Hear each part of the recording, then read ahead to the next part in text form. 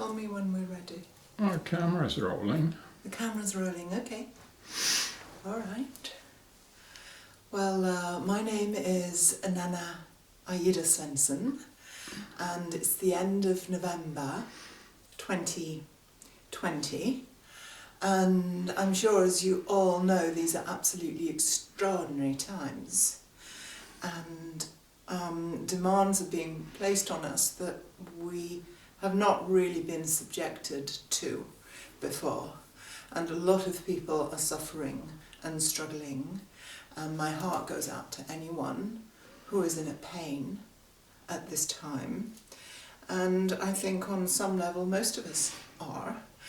And I also know that there is a strange kind of opportunity or invitation in times like this, and that opportunity or invitation, which may or may not be taken and which may or may not be successful, is to reconnect with something deeper and truer inside ourselves than perhaps the habitual patterns by which we run our daily lives, which have brought many gifts but many troubles to our planet, and which now it seems something else is being required of us. And so I wanted to read a few poems for the fall, and using that interesting juxtaposition of the American fall, it is autumn, but also the fall, because we have in a certain sense fallen, or we are falling away from certain routines that have upheld our lives. And that's difficult. There can be gifts in it as well, the requirements to go more slowly, the requirements to reassess our lives can be beautiful. They can also be challenging. And I feel like I wanted to choose 3 poems that would say something about that journey into ourselves to rediscover something deeper and truer. In normal times, I would have been giving a poetry reading like this at Siljan's Massa with Yvonne Frank Monson, who is the publisher of my poetry book. However, these are not normal times, and they are requiring new levels of creativity and connection. And so one of those new levels of creativity and connection is to offer a reading like this, when we can't do it live. And so I would like to read 3 poems, and the first one I'd like to start with is called Pears. And it sort of heralds the beginning of autumn, because the pears, when I wrote it, were still on the trees. And it speaks of a maturing process, which again I believe humanity is being invited to participate in. Whether we'll say yes to the invitation, whether we will mature into deeper levels of wisdom and empathy, who knows? But I do know that maturing is a process, and it takes time. And with business as usual, often you don't get that time. So perhaps one of the gifts in these renewed lockdowns, which can be so challenging, may also be the time to let ourselves mature. And it may be that we're feeling in some way some sense of imprisonment. We can't go when and where we want to go, maybe. Can't see who we wish to see when we wish to see them. There's pain to that, of course.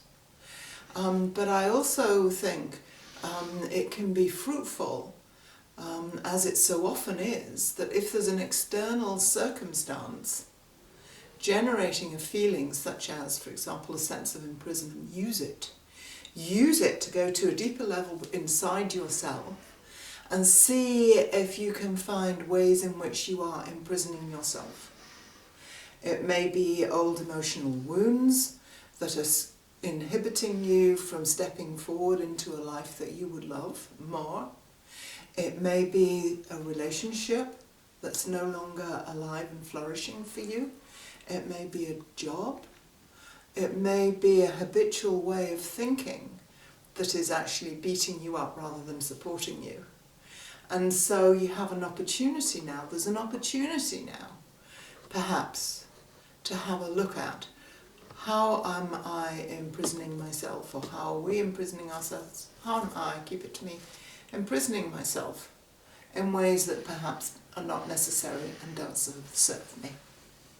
So this first poem, Pears, kind of heralds the start of autumn and heralds this journey of maturing that we may be being called to. And when I wrote it, I had no idea that we would be summoned into a second lockdown. But there we are.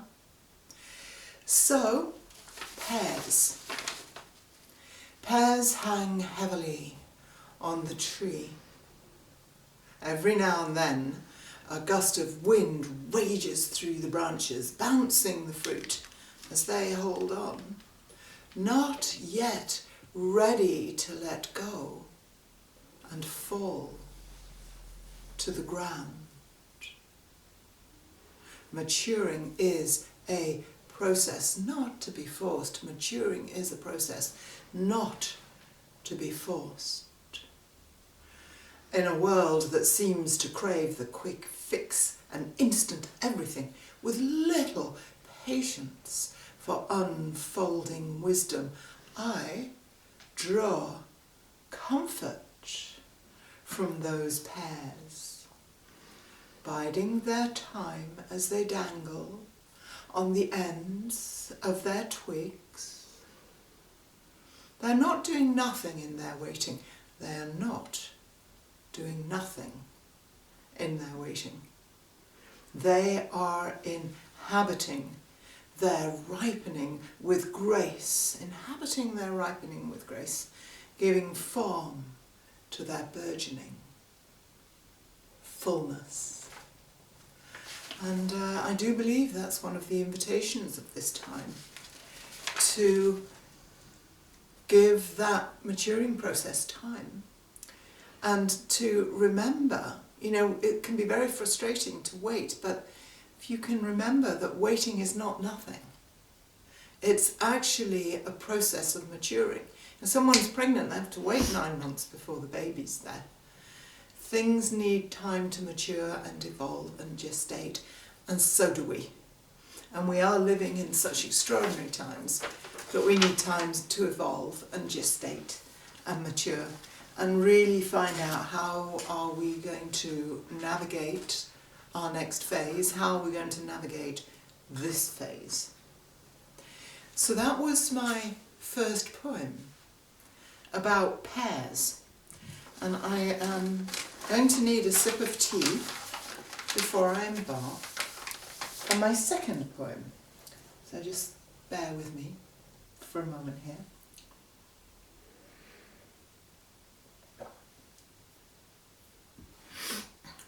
I find a lot of solace, something in my eye.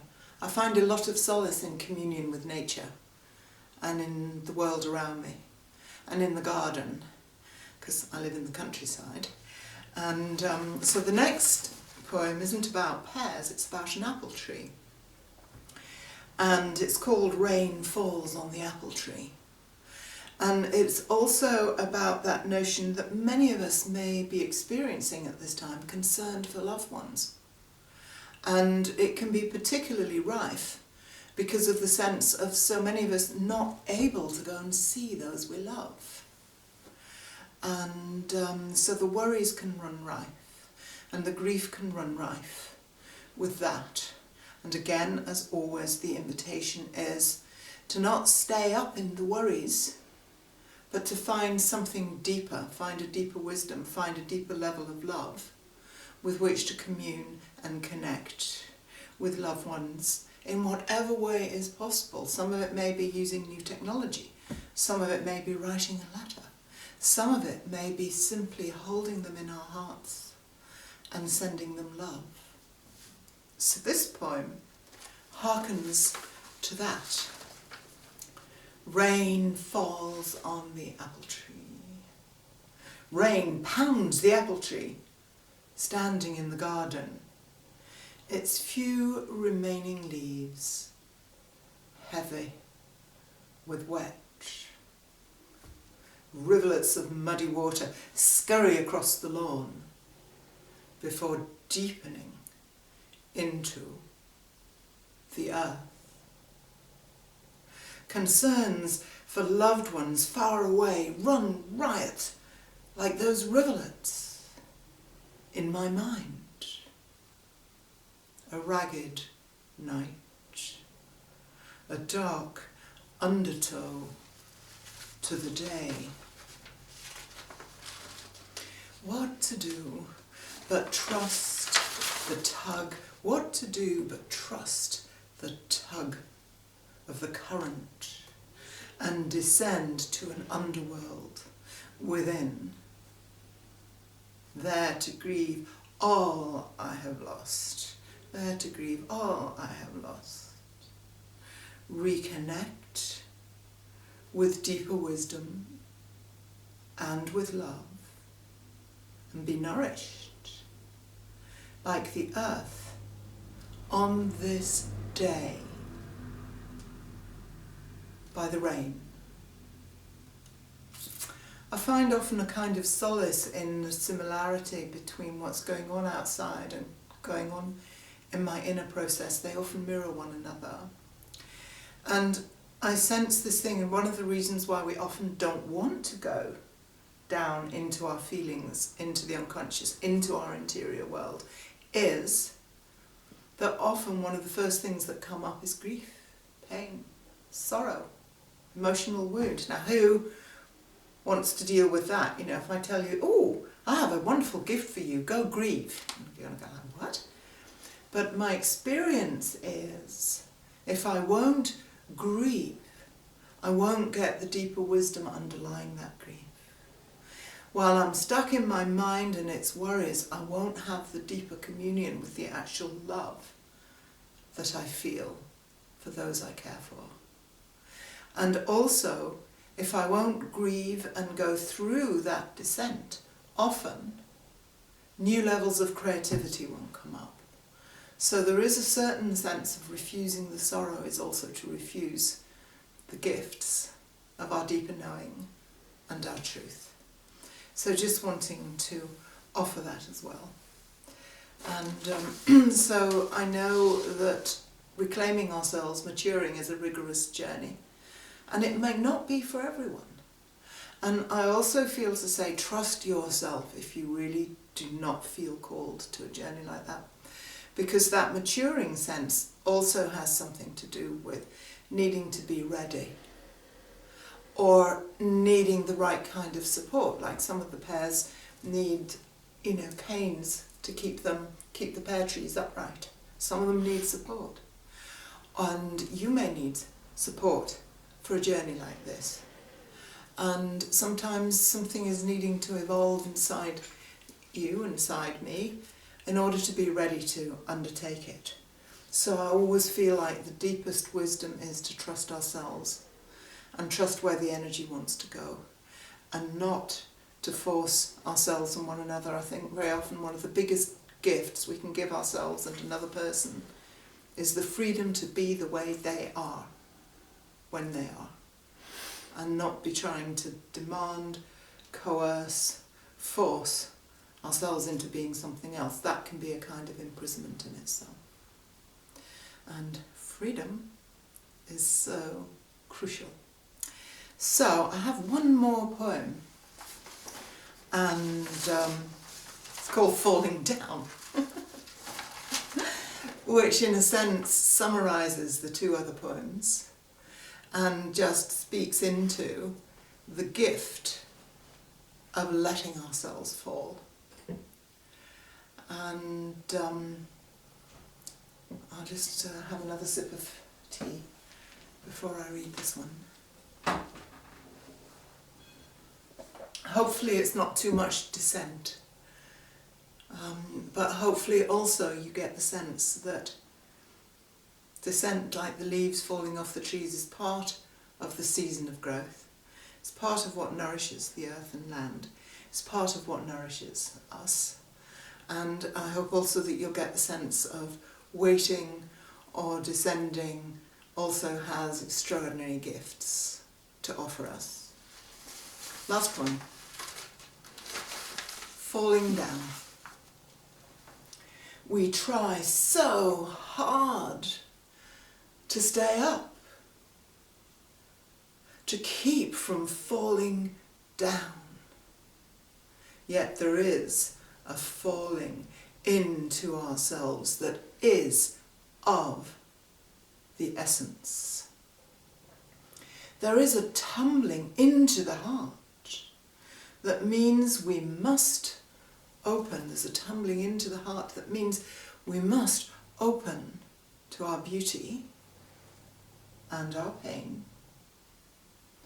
Without a willingness to surrender to a flow of feelings, receive them with compassion, we may never come to know that sweet sense of oneness with ourselves, that simple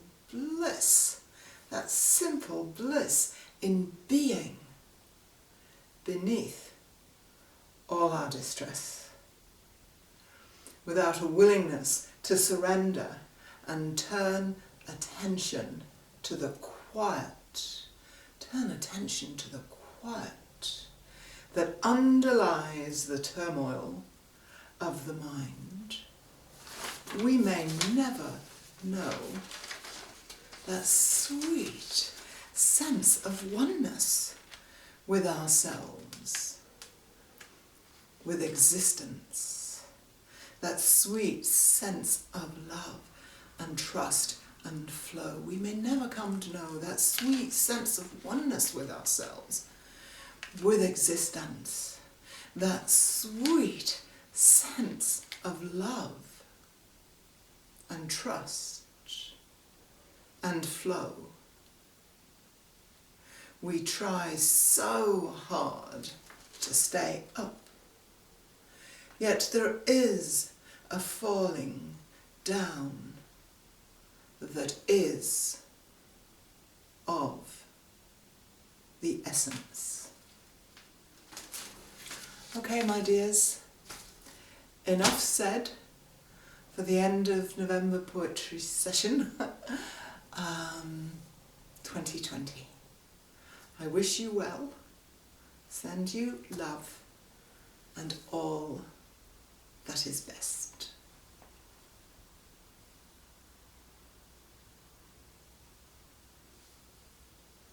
Yep. You need to stop that camera. Yeah, all in good time. Right, so this will be on the camera as well, me scratching my nose and asking if you need to stop it. That's all right.